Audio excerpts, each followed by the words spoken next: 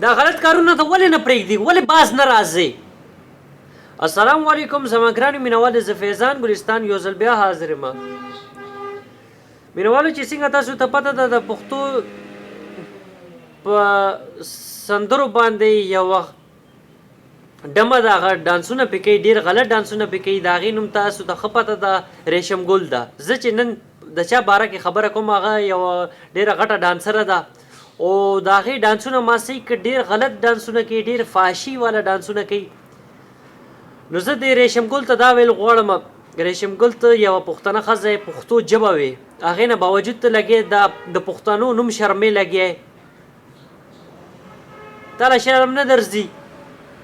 دا غلط کارونه کوي او ته دا غلط ډانسونه کوي لګی. ته ځان ته پښتنه وایې، ته پښتنه یې، ته پښتنه د اډو د سره نه یې مړې، ځان دې شرمولی دی. بس دی مړه، کله یو راځي هغه ډمتوب کوي او کله بله راځي بله ډمتوب کوي، ځان هم شرمولی دی.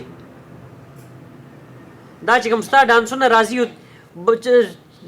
نور څه کار درته نه میلاویږي نو کور کې د ټیوشن اکیډمي کوله وکړه، خپل ګزاره چلولو دپاره.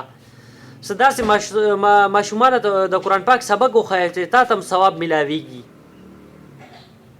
او ته ایله بیله په دې ډانسونو باندې خپل لګې خرچه وباسې، پیسې ځان لپاره راټولې په دې ډانسونو باندې.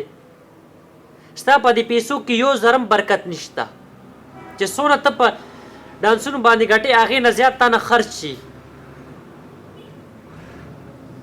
دا غلط کارونه پرېږدي، د الله پاک په لاره باندې راشه، د دین اسلام په لاره باندې راشه، انشاءالله چې 10 روپۍ به تا سره وي په هغې کې به برکت راځي.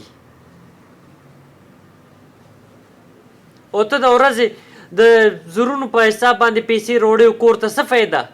کم خوا ځي؟ یو خوا نه روړې او بل خوا دنه خرچ شي. دا غلط کارونه پرېږدي. موږ مسلمانان خلک یو او پښتانه خلک یو، زموږ ثقافت چې کوم دی دا موږ ته هېڅ چېرې اجازت نه راکوي چې موږ دا غلط کارونه دا غلط ډانسونه وکړو.